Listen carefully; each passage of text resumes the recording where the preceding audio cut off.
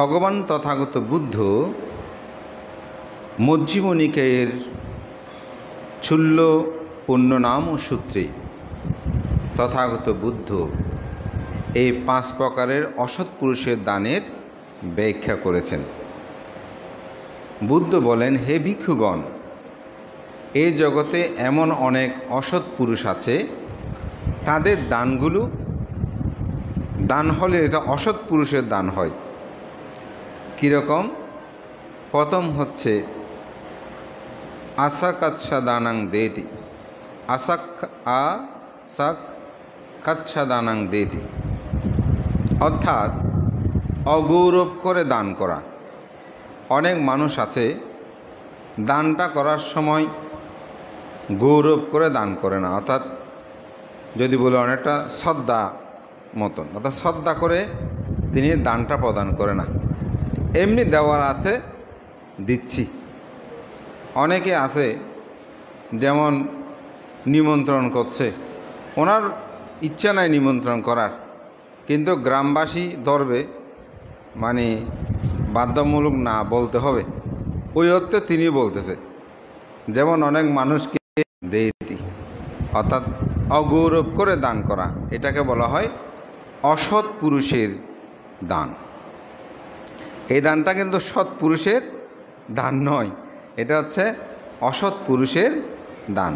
তো পুরুষ বলতে এখানে এই অর্থে শুধু মানে লিঙ্গভেদে পুরুষ, এখানে মহিলাদেরকেও বোঝানো হচ্ছে। এটা আপনারা মনে করবেন না যে এটা পুগল, অর্থাৎ পুগল মানে ব্যক্তি বোঝাচ্ছে। তো এই জন্য এখানে এই বিষয়টাকে উপস্থাপনা করা হয়েছে। দ্বিতীয় হচ্ছে কি আসাহাত্তা দানাং দেতি, সেটা কীরকম? নিজের হাতে দান না দিয়ে অপরকে দাস দাসী দিয়ে দান করা। এখানে অবশ্যই একটা দুইটা বিষয় আছে।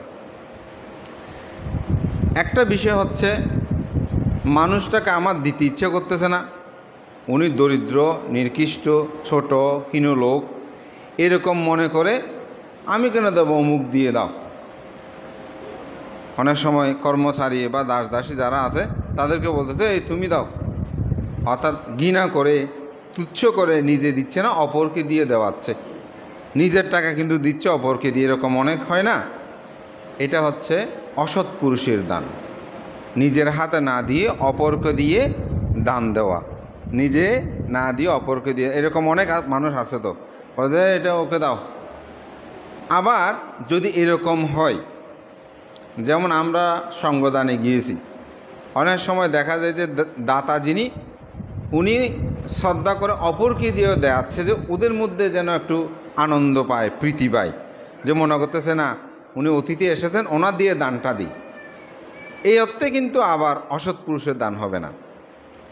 যেটা তিনি অবজ্ঞা করে নিজে না দিয়ে অপরকে দেবে, নিজের হাতে না দিয়ে, সেটা হচ্ছে আসাহাত্তা দানাং দেতি, অর্থাৎ অশ্রদ্ধা করে বা অগৌরব করে যদি নিজের হাতে না দিয়ে অপরকে দিয়ে এই দানকর্মটা সম্পাদন করে, এটা হচ্ছে অসৎ পুরুষের দ্বিতীয় দান।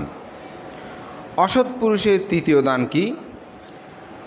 আচিত্তিকাত্বানা দানাং দেতি, অর্থাৎ যে দানটি গ্রহীতা এবং বস্তু এই দুটাই প্রতি অবহেলা করে দান করা, অর্থাৎ যিনি গ্রহণ করবে তার প্রতিও কোনো ধরনের শ্রদ্ধা নাই,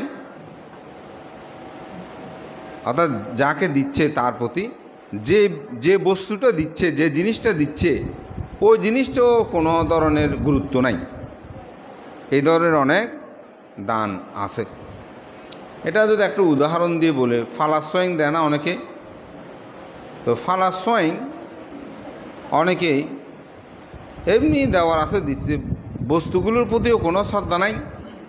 ভিক্ষু সংঘকে যে আমি দানটা করতেছি, এটার প্রতিও কোনো গুরুত্ব নাই, এমনি সামাজিক কি করব, দিতে হচ্ছে দিচ্ছি, হ্যাঁ, কিন্তু কোনো ধরনের শ্রদ্ধা নাই যে দান করলে আমার পুণ্য হবে, দান করলে আমার জন্ম জন্মান্তরের পারামি হবে, এই ধরনের কোনো চিন্তা চেতনা নাই।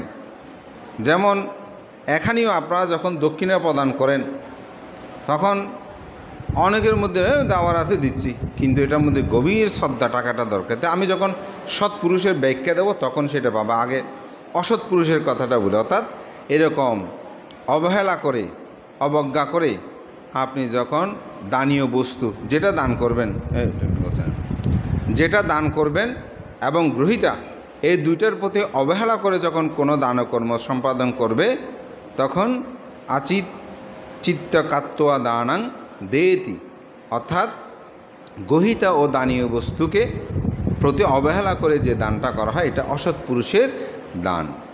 আরেকটা হচ্ছে আপাবিদ্যা দানাং দেতি, বিষধর সর্প গর্তে যেভাবে ছেড়ে দেওয়া হয়, অনিচ্ছায় অপ্রসন্নভাবে দান করা।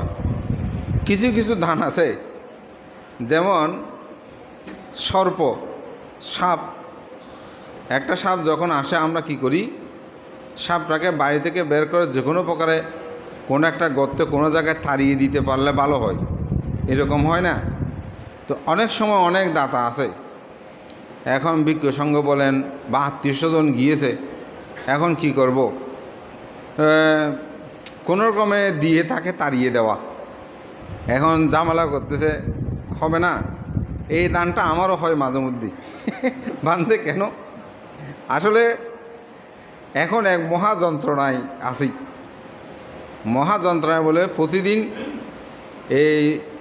এই রুগী, সেই রুগী, অমুক সমুক।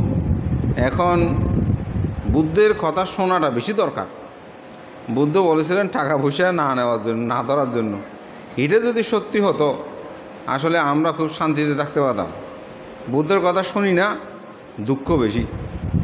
এখন প্রায় সময় এসে এই যন্ত্রণা, এই দিনে দুপুরে মানে ঘন্টা দুয়েক বসে থাকবে, শ্রমণকে ডাকবে, বলে যাবান তা আমার এই সমস্যা এই সমস্যা। এখন একটা মানুষ সাথে প্রাণও কাঁদে, টাকা আসে নাই সেটা দেখা যায় না, তো অনেক সময় বোঝা যাচ্ছে দুয়ো ধীরে যাইবে গই। তো এটা হচ্ছে অসৎ পুরুষের দানের মধ্যে পড়ে। কারণ আমিও বিরক্ত হয়ে গেছি, সোজা কথা যেটা, এখন কত দিতে পারে মানুষ। আপনারা যেটা দান দেন, আমরা তো আর চাকরি বাকরি করি না, যেটা দিয়েছেন ওইটা সঞ্চিত থাকলো, ওখান থেকে যা পারি দেওয়া হয়। কিন্তু এই দানটা আর একটা স্বতঃস্ফূর্তভাবে দেওয়া, আর একটা ওই যে মানে ওনার বিরক্ত থাকতে পারছে, বিষধর সাপকে যেমন গর্তে ঢুকিয়ে দেয়, এটাও যাওয়ার আছে, একটু চলে থাক তাড়াতাড়ি যা পারি। তো দিয়েও সন্তুষ্ট করা যায় না, কারণ ওনাদের চাহিদা অনেক। সেদিন একজনে আসলো, বলে দেওয়ান তো 1000 টাকা দিয়ে নিয়েছি। আসলে আমি এর আগের দিন একজনকেও দিয়েছি, তো 500 টাকা দিলাম, দেওয়ার পরে সন্তুষ্ট করতে পারি না। তাই আমি বললাম যে আপনি বান্দের কাছে আসছেন, আসলে সব জায়গায় তো একজনকে দিয়েও আপনি শেষ নেই, কি বলবো। একজনে বলছে বানতে এই ব্যাপার, আমি ওনাকে সত্যি কথা আরেকজন থেকে নিয়ে বলছি, ওনার কি থ্যালাসেমিয়া কী রোগ, তো 1600 টাকা ওকে আমি দিলাম। এক কথার সাথে সাথে দিলাম কেন, সে আরও বিরক্ত। শেষে যাকে পাঠিয়েছে ওকে বলছি আমাকে একটু আর বিরক্ত করতে নিষেধ করো। তবু আবার আমার এক পরিচিত একই ক্লাসমেট, তাকে বললাম আচ্ছা ওকে কিছু তুমি দিও। আসলে হ্যালো, তো এরকমভাবে অনেক সময় আমাদেরও এই অসৎ পুরুষের দান হয়ে যায়। অসৎ পুরুষের দানে পুণ্য কম হয়।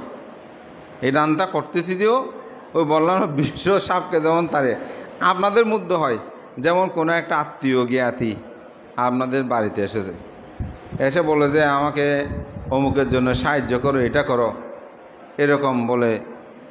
তো এখন আপনি কি করবেন, এটাকে না দিলেও তো যাবে না, তো কিছু দিয়ে আপনি ছেড়ে দিচ্ছেন। ওই বিশ্ব সর্পকে যেমন গর্তের মধ্যে ঢুকিয়ে দিচ্ছি তাড়িয়ে, ঠিক আমাদের দানগুলো অনেক সময় এরকম হয়। তো যতটুকু সম্ভব সেটা যখন যা দেবেন শ্রদ্ধা করে দেওয়ার জন্য চেষ্টা করবেন, আমারও করা উচিত। তবে সবসময় চিত্ত আসলে থাকে না, অনেক সময় সত্যিই এখন ওদের লোলির কাছে মানে ছেলে খোঁজার মতন হয়। আমরাও তো ভিখারি মানুষ, এখন এই ভিখারিদের কাছে যখন ভিক্ষে খোঁজে তখন আমরাও আরও সমস্যায় পড়ে যাই। তো যাই হোক, এটা হচ্ছে আপাবিদ্যা দানাং দেতি, যেটা বিষধর সর্পে গর্তে ছাড়িয়ে দেওয়ার মতো করে অনেকে দান করে, এরূপভাবে এটা অসৎ পুরুষ দান। আরেকটি হচ্ছে অনাগামা দিঠ্ঠক দানাং দেতি, অর্থাৎ যেটা ফলের আকাঙ্ক্ষা না হয়ে অথবা কর্মফলের প্রতি আস্থা না রাখে যে দান করা হয়। অনেক ব্যক্তি বলল যে দান করতেছি যে এটার কি ফল হবে, এরকম অনেকে ভাবে না। এরকম ভেবে যদি দান দেয় এটা অসৎ পুরুষও দান হবে। কর্মফলের প্রতি যার কোনো বিশ্বাস নাই, আস্থা নাই, যে আমি দান করতেছি এই দানের ফল আমি লাভ করব, এই চিন্তাহীনভাবে যিনি দান করবেন এটা অসৎ পুরুষের দান হবে।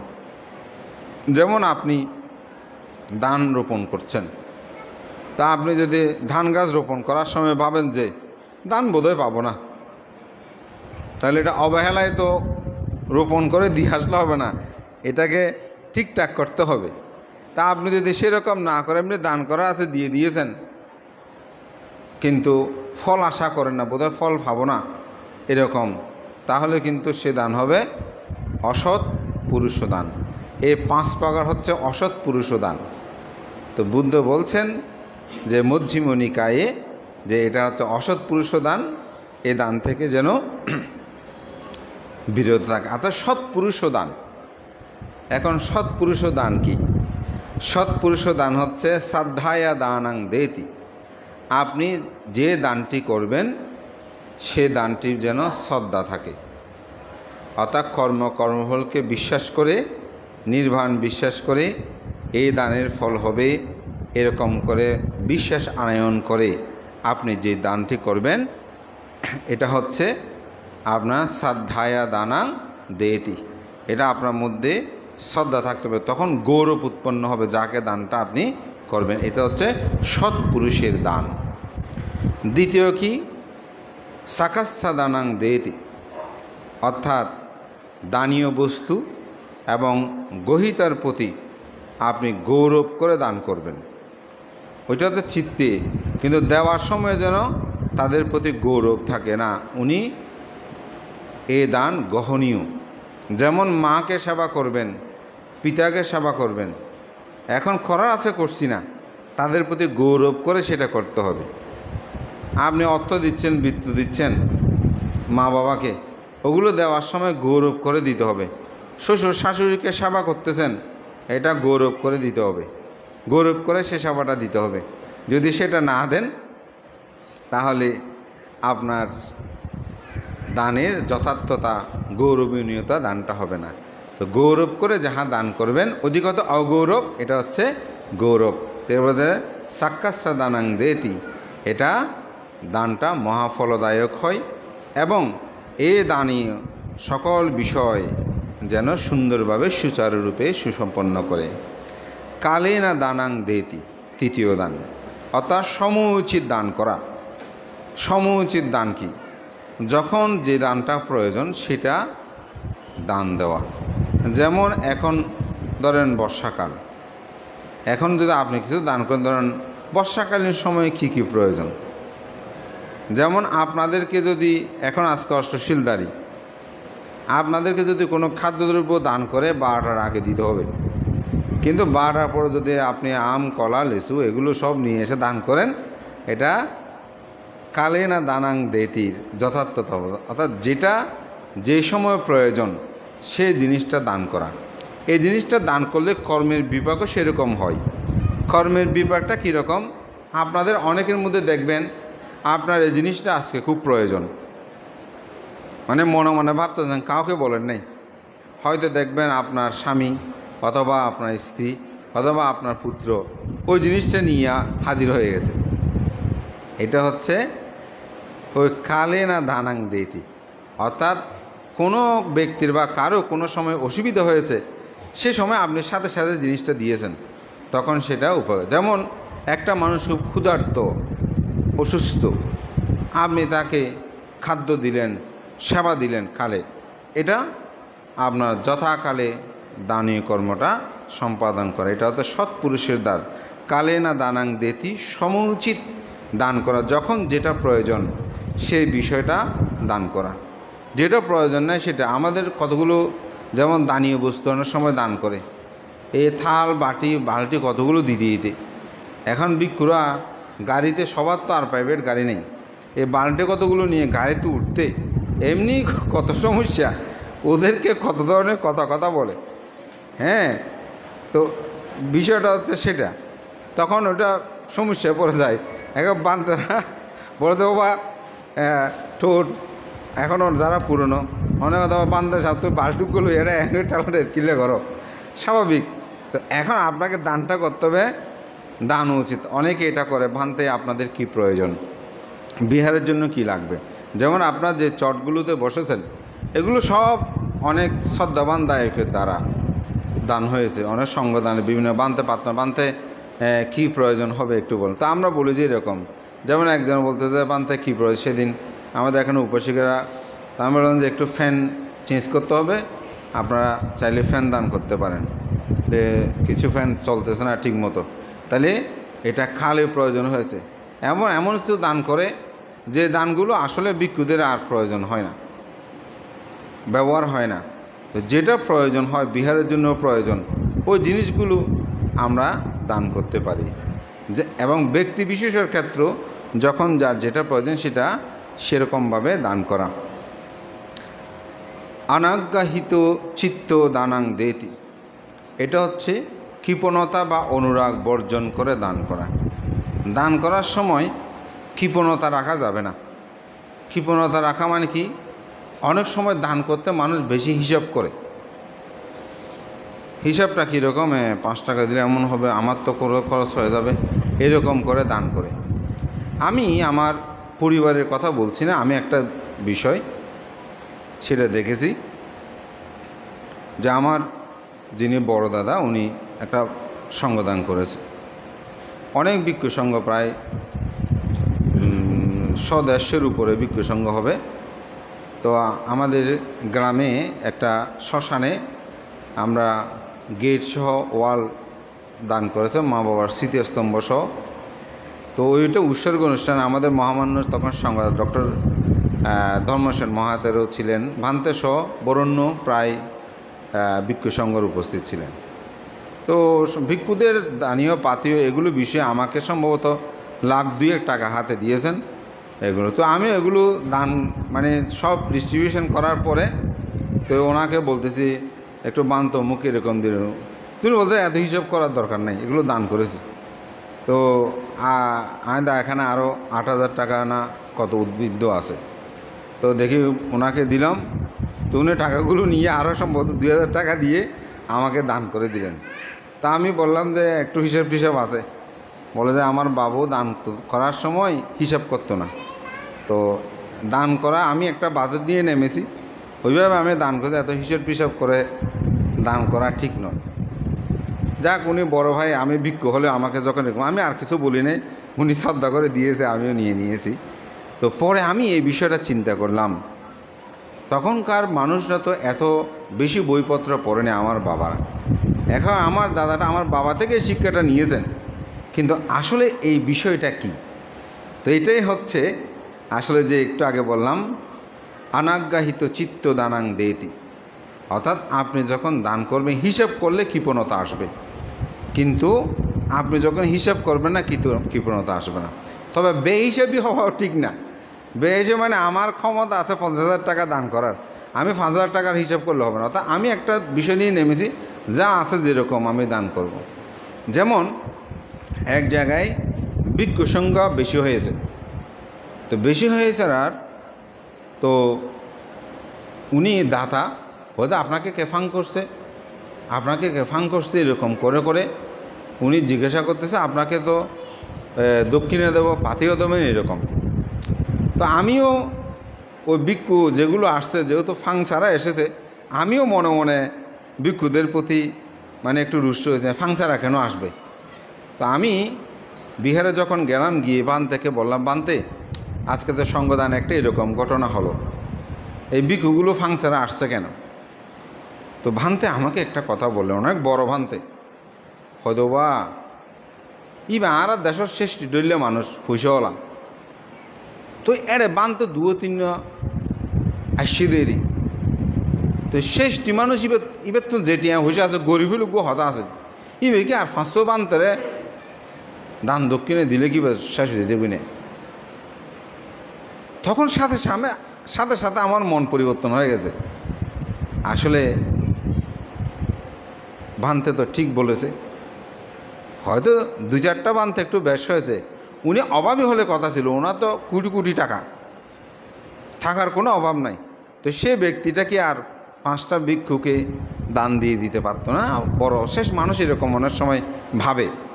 যেমন আমাদের বিহারে অনেক সময় ভিক্ষুরা 2-3 জন আসতে ফোন করে না, মনে করে যে ওখানে গেলে আমরা তো থাকতে পারবো, খেতে পারবো, এগুলো আগে বলার কোনো দরকার নেই, যেটা সত্যি কথা। আইন বান তো নাইবেন একখানে আগে হইতে হবা তোমার রাইতো বা ফোন করা হইব না, এটা 10 জন বান তাইলে অসুবিধা নেব, তারা ন জানি না। এটা হচ্ছে মানুষের একটা মানে আত্মবিশ্বাস, বা উনি কেমন এটাকে বিবেচনা করা। বান তো একটা আগে হইলে ভালো করে রান্নাবান্নার ব্যবস্থা করে দিতাম বা দায় কলর হইতাম, হয়তো না এটা ইনারা খাইতেই না হতিন, তুমি এটা খাও দে, তাইলে একটা স্বাভাবিক। তো এরকম আপনি যখন দানটা করবেন সব জায়গায় হিসাবটা করা যাবে না, কৃপণতা ত্যাগ করে, এবং অনুরাগ মানে কি, অভিমান, অহংকার, এগুলো বর্জন করে দাও। অনেক সময় দান করার সময় অহংকার, পয়সা দেয় যে একবার আমি দেখেছি, একটা পয়সা দিচ্ছে উনি থালের মধ্যে, এভাবে মারছে যে মানে প্লেটের মধ্যে ঝন্নর করে উঠছে, মানে কি একটা অভিমান। তো অনেক সময় দান করতে এরকম অহংকারভাবে দান করা। একবার আমি মানে একজনকে, তো সত্যি কথা দায়েরও বসে আছে, তুমি আমার কাছে কিছু টাকা চাইতে আসছে, এখন অন্যরা না দেখে মতন আমি টাকাটা দিকে ফেলে দিয়ে বলছি এখান থেকে ওনার সম্মান রক্ষা করার জন্য, কিন্তু টাকাটা আমি এভাবে কেন দিলাম এটা মাথায় আমার 1 সপ্তাহ ঘুরেছে, কষ্ট পেয়েছে আমি তো উনি কি কোনো মাইন্ড করেছে বানতে এভাবে টাকাটা কেন দিল? মূলত ওনার সম্মান রক্ষা করার জন্য আমি ডাইরেক্ট দিনে উনিও এখান থেকে নেবেরই, কিন্তু আমার মাথায় এটা বারবার 1 সপ্তাহ কষ্ট দিই। এখনও মাঝে মধ্যে মনে আসলে ওনার থেকে কি আবার জিজ্ঞাসা করব উনি কি কোনো মনে কষ্ট পেয়েছে? মূলত ওনার সম্মান রক্ষার জন্য আমি এটা করেছি, তবু আমার মাথায়, কারণ আপনি যখন অহংকার, আমি কোনো চিত্তে অহংকার ছিল না, তবু উনি ওইটা ভাবে কিনা। অনেক সময় আপনারও অনেককে দান করার সময় এরকম করে অহংকার রেখে আপনি দানটা দেবেন। বুদ্ধ বলছেন যেন অহংকার, কৃপণতা, অনুরাগ মানে ওইটা, ওগুলো ত্যাগ করে মানুষকে দান করা। আত্মানংসা পরানংসা অনুপহাস্য দানাং দেতি, নিজেকে উঁচু ভেবে অর্থাৎ নিজেকে বড় ভেবে আমি যাকে দান করতে সেই তাকে নিচু ভাবা, এরকম করে যেন দান না করে। অর্থাৎ যাকে আপনি দান করবেন তাকে কখনো নিচু ভাববেন না, ছোট ভাববেন না, অবজ্ঞা করবেন না। অর্থাৎ অনেক সময় আমরা দান এই যে ছোটো লোক দিদ এরকম করে না। অর্থাৎ আপনি যখন দানকর্মটা সম্পাদন করবেন তখন হিতকামী হয়ে দানটা দেবেন। উনি ছোট হোক, যেন আমি তার মঙ্গল কামনা করছি, সে মঙ্গল কামনা করেই দানকর্মটা সম্পাদন করি। এই 5 প্রকার হচ্ছে সৎপুরুষের দান। তো এই দানকর্মটা আপনারা আপনাদের জীবনে, অসৎ পুরুষের দান কি, সৎ পুরুষের দান কি, আজকে মূলত এই ব্যাখ্যাটাই আমি এখানে করেছি। আশা করি আপনাদের জীবনে এগুলোর প্রয়োজন হবে। আমাদের প্রত্যেক জীবনে আমরা যেন সেটা ভাবি। যেমন আপনারা ভিক্ষু সংঘকে দান করার সময় আপনারা কিন্তু ভিক্ষুদেরকে ছোট ভাবেন না।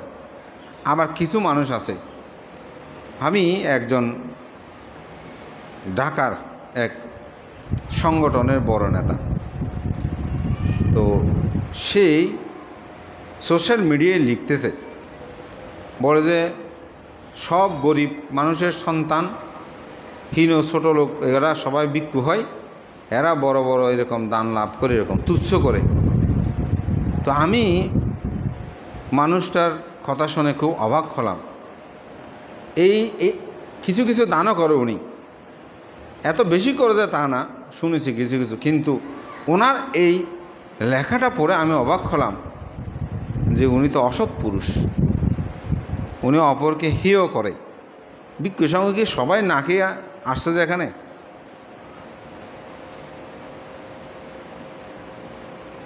তো যাক, ধর্ম কথা আবার ভিন্ন লাইনে চলে যাবে, আমি বাড়াচ্ছি না। তবে এটা উচিত নয় এভাবে বলা। ভিক্ষু ধর্ম, সমন্য ধর্ম, এগুলো অর্জন করা, প্রতিপালন করা পারামিতার প্রয়োজন আছে। আমি একবার আপনাদেরকে দেশনে বলেছি, একটা ভিক্ষু, বড় ভিক্ষু, উনি এখন এখানেই অনেকবার এসেছে, শিব ত্যাগ করার জন্য ফটিয়া মার্কেটে চলে গেছে, দোকানে শিব ছেড়ে দেবে। তো আরেকজন বান্ধে দেখছে, বলে যে এখানে কী জন্য, বন্ধু দুজন বলে যে থাকতাম নই সমাধান শিব ছেড়ে যাই বই, হয়তো তুই শিব ছাড়বে আগতে আরঙ্গে আজ চলো, হয়তো না আয় কোথাও খড় কিনে, হয়তো খড় তিনও কিনো খালিয়া কিনিবে, আই চায় কিনে দিম প্রয়োজনে। তো এরকম বলে ওনাকে বিহারে নিয়ে গেছে। বিহারে নিয়ে গিয়ে রাত্রে দুজনেই কথোপকথন এসেই চলেছে। চলার পরে তারপর দিন সকালবেলা হয়তো ফাঙাছে, চলো ফাঙে যাই, এ ফাং টাং করে 2-3 দিনে মন আবার একরকম হয়ে গেছে। তাই বলতেছে, আচ্ছা তুমি বিহারে চলে যাও, পরে কথা হবে। তো দেখেন, যিনি কাপড় ছাড়ার জন্য, উনি আমাকে নিজে বলেছে যে এগুলো কোনো বানানো কথা না, হয়তো বা আমি সারিবেলা গেলাম বই তো অমুক তো মজা করো না। উনিও আমাকে আবার বলেছে যে, তো যিনি কাপড় ছেড়ে দেওয়ার জন্য, শিব ত্যাগ করার জন্য গিয়েছে, উনি এখন বড় মহস্তবিদ, বড় বিহার অধ্যক্ষ, দেশ বিদেশে ঘুরে বেড়ায়। আর যিনি শিবটা রক্ষা করার জন্য ওনাকে বিহারে নিয়ে এসে রক্ষা করেছে, উনি শিবর ছেড়ে এখন বিবাহ শাদী করে সংসার। ও অদ্ভুত বিষয় না? আমি নামও বলতে পারবো, তবে একটু ওনাদের অনুমতি নেব, পরে আপনাদেরকে বলতে তোমার ওনার নাম ফহরি মারতেন। তো এটা মানে পুণ্য পারামিতার কথা বলছি আমি। ভিক্ষু জীবন এত সহজ নয়, এখানে গরিব ধনীর কোনো বিষয় না। বুদ্ধের সময়কালে উপালি নাপিতের পুত্র ছিল। উপালিকে বুদ্ধ বিনয়ধর উপাধি দিয়েছেন। গত শ্রাবণী পূর্ণিমায় আমি আপনাদেরকে বলেছিলাম যে প্রথম যে সঙ্গীত অনুষ্ঠিত হয়, সেখানে বিনয় সম্পর্কে প্রথম উপালিকে প্রশ্ন করেছেন। তো বুদ্ধ আজকে যে বাংলাদেশে বৈষম্য বিরোধী আন্দোলন বিভিন্ন কিছু হচ্ছে, বুদ্ধ এটা প্রথম কুটুরাঘাত করেছিলেন। বুদ্ধই সেটা বলেছিলেন, নাজাস্সা বাসুল হতি নাজাস্সা হতি ব্রাহ্মণ, কাম্মানা বাসুল হতি কাম্মানা হতি ব্রাহ্মণ। কর্মের দ্বারাই মানুষ ব্রাহ্মণ চণ্ডাল হয়, জন্মের দ্বারাই হয় না। কে কোথায় জন্মগ্রহণ করেছে সেটা বড় কথা না, তার কর্ম কী সেটাই হচ্ছে বড় কথা। তো সেজন্য পুণ্য পারামিতা। তো দান করার সময় কোনো সময় নিচু মনে করবেন না, ওনারা খেতে না পারে ভিক্ষু হয়েছে, এই ধরনের চিন্তা আনবেন না। ওনাদের যে পবিত্রময় জীবন, আপনি দুইটা কাজ করতে পারবেন। মা বাবা মারা যেতে মাথা চুলটে ফেলতে চায় না, আর কথা বাদ দেন, মাথা চুলটে ফেলতে চায় না, কাপড় চোপড়ের কথা বাদ দেন, এই এক ধরনের কাপড় পরে থাকতে পারবেন? আপনাদের কত ধরনের ডিজাইন কাপড় চিন্তা করে দেখেন তো। তো ভিক্ষু শ্রমণ যারা আছে তাদের ইচ্ছে করে না এত রং বেরং কত ধরনের ফ্যাশন আপনারা পরেন? এই দুইটা ত্যাগ করার ক্ষমতা কয়জনের আছে এখানে একটু বলেন তো? গরিব ছোট না, আমি এটা বাস্তবতা বলতেছি, এটা এত সহজ না। একটা এখানে আমরা যারা আছি কেউ এখানে আতুর বিয়েও নাই। ভিক্ষু সংঘের মধ্যে আতুর বিয়েও দেখছেন আপনি? এগুলো পরীক্ষিত, নপুংসক হলেও সে ভিক্ষু হতে পারে না। তাহলে একটা পরিপূর্ণ একজন মানুষ যখন ভিক্ষু হয়, তখন তাকে যদি আপনি অবজ্ঞা করে দান করেন, সেটা কি সৎপুরুষের দান হবে? হবে না। তো সুতরাং ভিক্ষু হতে পারামি লাগবে, পুণ্য পারামিতা না থাকলে হয়ও আপনি এটা টিকে থাকতে পারবেন না। এটা এত সহজ নয়, এটা পুণ্য পারামিতা এত সহজ নয়। এই যে শ্রমণ হয় যে 1 সপ্তাহ গণতে থাকে, এখন আমার এখানে 5 জন আছে শ্রমণ, দিন গণা শুরু করছো, হ্যাঁ দেখবে 6 দিন হতে হতে মা বাবা সব আসবে বানতে। গত রবিবারই তো, এই রবিবারিয়া আজ 6 দিন, তো ফোয়া খালিয়া খাওয়া আসলে যে সাহিত্য ন স্যার, কিন্তু মা বাবা ফলে কি ফোয়া ছাড়া তাই নেওয়া দেয় স্বাভাবিক। তাহলে ত্যাগ এটা এত সহজ নয়, এই চুলগুলো কাটাটা এত সহজ মনে করবেন না। আমি এটা প্রত্যেক অনেক হতে বানতে আর ব্যাকে চুলে রাজি আছে, এখন চুল হাড়াহুড়ি দিয়ে এগুলো বহুত চিন্তিত আছে। তাহলে চিন্তা করে দেখেন এটা নিয়ে কত চিন্তিত। একজন ভিক্ষু একজন শ্রমণ আজীবন, সে যে এক ধরনের, এখন 24 বছর ভিক্ষু আমি শ্রমণ, একই ফ্যাশনে, এটা কোনো পরিবর্তন নাই। মানে একই কাটা কাটা টুকরো টুকরো এগুলো কাপড়পত্র সিনেমেরা তালি জোড়া দেওয়া বললে অতুক্তি হবে না। মাথা চুল রাখতে চাইলেও রাখা কোনো সম্ভব নয়, একটু ব্যতিক্রম হলে বান্ধব চুলকে লাম্বই। এখন আমার শ্রমণরা ভিক্ষুরা আমি দেখলে কিরে চুলকে না হারো যাইছো। তাহলে দেখেন এই দুইটা ত্যাগের ক্ষমতা আছে, এত সহজ। তো সুতরাং ভিক্ষু সঙ্গের প্রতি শ্রদ্ধা আনয়ন করে দান করবেন, এটা হবে সৎপুরুষ দান। শুধু ভিক্ষু না, আত্মীয়স্বজনকে সাহায্য করতে তাদেরকে কখনো ছোট হেয় মনে করবেন না। আমি একটি গাথা ভাষণ করেছি, তথাগত বুদ্ধ যেটি বলেছেন, এসা বুদ্ধ অতীত আসা সমুদ্র বালকোপামা দানাং বাদিংকাত্ব সম্বুদিং চলবন্তিতে। সমুদ্রের বালিকরাচি সদৃশ্য যেসব বুদ্ধ অতীত হয়েছেন, সমগ্র বুদ্ধগণ সর্বাগ্যে তারা দান ও পারামিতা পূর্ণ করেছেন। তাই দানকর্ম পুণ্যকর্ম আমাদের জীবনের প্রতিনিয়ত সম্পাদন করা উচিত। সেটা আপনাদের সবার জীবনে জাগ্রত এই প্রত্যয় ব্যর্থ করে পুণ্যদান করছে। আপনার সাধুবাদ দিয়ে তা অনুমোদন করুন। নমো তাসাম ভগবতো অরহতো সম্মা সম্বুদ্ধস্সা। নমো তাসাম ভগবতো অরহতো সম্মা সম্বুদ্ধস্সা। নমো তাসা ভগবতো অরহতো সম্মা সম্বুদ্ধস্সা। বুদ্ধাং বন্দামি ধম্মাং বন্দামি সংঘাং বন্দামি অহং বন্দামি সাধুং। ধূতাং বন্দামি ধম্মাং বন্দামি সংঘাং বন্দামি অহং বন্দামি সাধুং। তাত্যম্পি বুদ্ধাং বন্দামি ধম্মাং বন্দামি সংঘাং বন্দামি অহং বন্দামি সাধুং। ওকাশা বন্দামি ভন্তে সংঘং দরতেন কতং সভ্যং অপরাধং কমতু মে ভন্তে সংঘো। ধূত্যম্পি ওকাশা বন্দামি ভন্তে সংঘং দরতেন কতং সভ্যং অপরাধং কমতু মে ভন্তে সংঘো।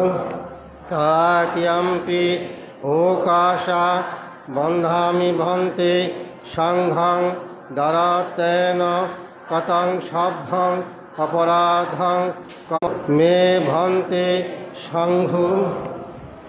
সংসারকান্তার দুঃখাত মোচনাতায় নিভ্রাণং সচ্ছিকরণাত্তায় কম্মঞ্চ কম্ম বিপাকঞ্চ শব্দয়িত্বা ওকাশা অহং বন্তে ঈশ্বরেণ সহ অষ্টাঙ্গ সমনগত উপসতশীলং ধম্মং ইয়াচ্ছামি অনুঘ্রং কত্বা শিলং দেখ মে ভন্তি।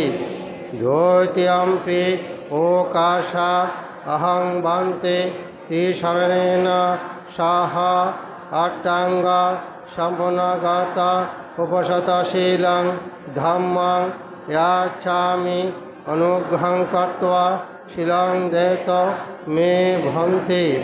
তৃতীয়ম্পি ওকাশা অহং বন্তে ঈশ্বরেণ সহ অষ্টাঙ্গ সমনগত উপসতশীলং ধম্মং ইয়াচ্ছামি অনুঘ্রং কত্বা শিলং দেখ মে ভন্তি।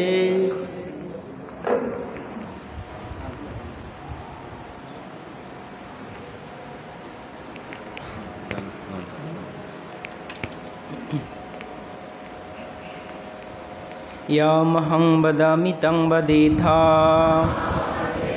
नमो तस्सा भगवतो अरहतो सम्मा सम्बुद्धस्सा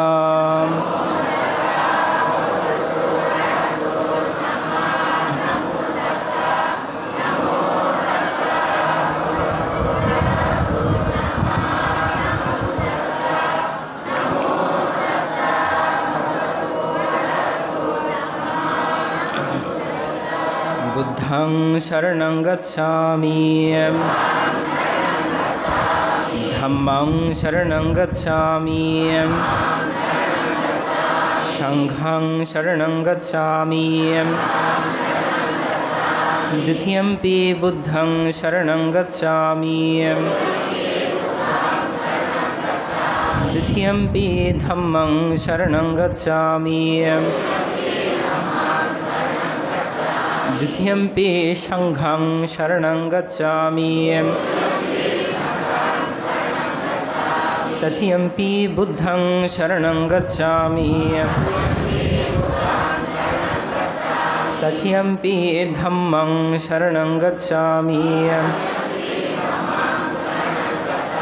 तृतीयंपि संघं शरणं गच्छामि तिसरणागमनं सम्पूर्णां पानादिपाता विरमणि शिक्षापदं समदयामि अधीनदाना विरमणि शिक्षापदं समदयामि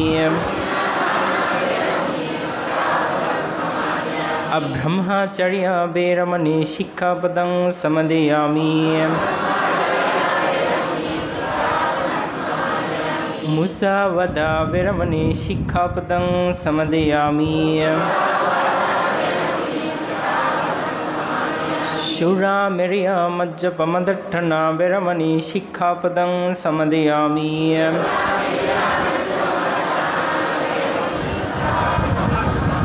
भीकालभोजना विरमणि शिक्षापदं समदयामि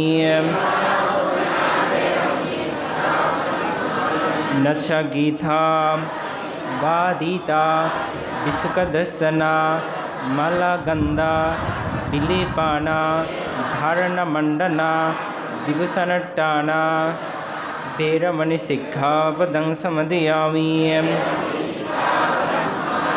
उच्चाशयन महाशयन वेरमणि शिक्षापदं समदयामि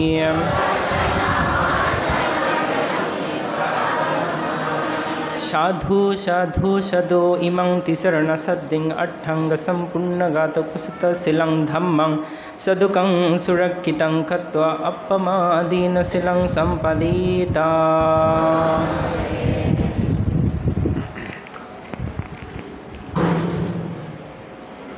नमो तस्सा भगवतो अरहतो सम्मा सम्बुद्धस्सा नमो तस्सा भगवतो अरहतो सम्मा सम्बुद्धस्सा नमो तस्सा भगवतो अरहतो सम्मा सम्बुद्धस्सा शिलेन सुगतियन्ति शिलेन भुगसम्पदा शिलेन निभूतियन्ति तस्माशिलं विशुद्धयेम् एतेन सस्वज्जेन सुत्थिते उत सम्पदा एतेन सस्वज्जेन सर्वदुःखयन्तराय उपद्रव विनाशतो एतेन सस्वज्जेन होतु ते जयमङ्गलं सभ्यतीय विभजन्तु सर्वरोगविनाशतो माते भवतु अन्तराय सुखदीर्घैको भवतु सर्वमङ्गलं रक्षन्तु सर्वदेवतां सर्वबुद्धानुभाविना सदा शक्ति भवन्तु ते भवतु सर्वमङ्गलं रक्षन्तु सर्वदेवतां धम्मानुभाविना सदा शक्ति भवन्तु ते भवतु सर्वमङ्गलं रक्षन्तु सर्वदेवतां सर्वसंगानुभाविना सदा शुद्धि भवन्तु ते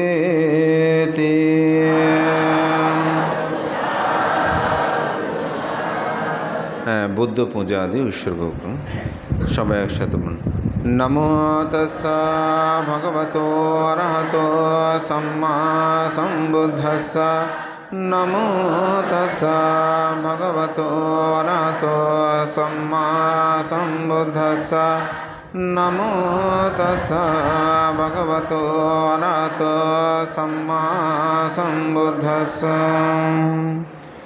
इति पिसो भगवायरहं सम्मा सम्बुद्धो बीजाचरणसम्पन्न सुगातो लोकभिं अनुत्तरो पुरुषधम्मसारथिं सत्तदेवा मनुष्याणां बुद्धो भगवान् सुवाक्कातो भगवत धम्मा सन्दिठिको यकम् एहि पास्ये कोऽयोपन्नयिको पाश्चातं वेदितव्यो इति सुपटिपन्नो भगवतो सावकसम् उजुपटिपन्नो भगवतो सावकसम् यायापटिपन्नो भगवतो सावकसम् सामीसे पटिपन्नो भगवतो सावकसम् यदिदं सत्तारि पुरुषयोगानि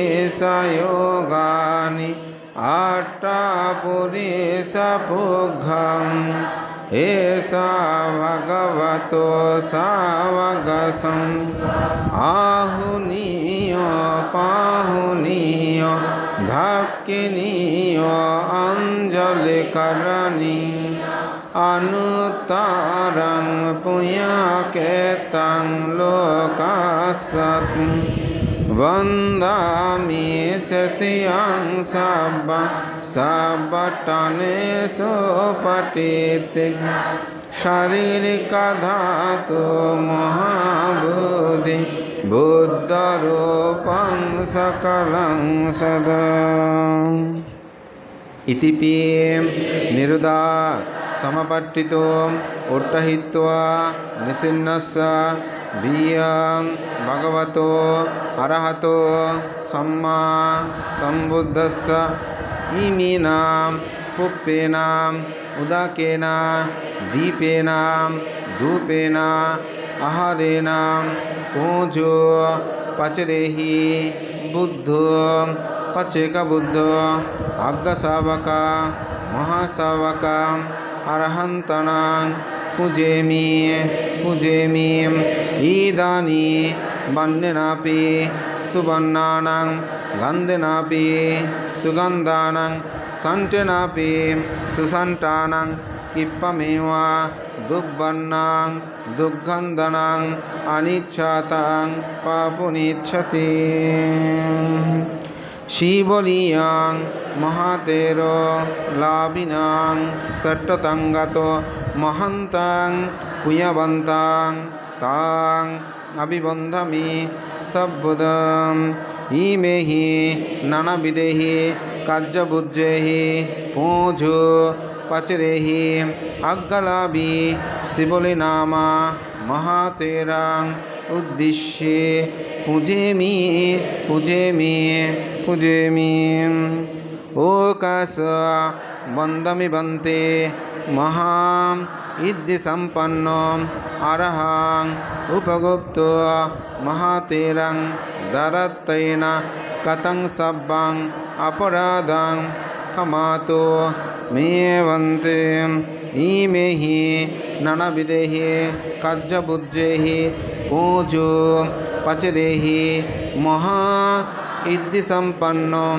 अरहं उपगुप्तो महातेरं उद्दिश्ये दानं देमा पूजेमा पूजेमा पूजेमा इमाया धम्मनुधम्मा पटिपत्तियं बुद्धं पूजेमि इमाया धम्मनुधम्मा पटिपत्तियं धम्मं पूजे ইমায়া ধম্মানুধম্মা patipattiyam sanghang pujem adha imaya dhammanudhamma patipatti jati jara vyadhi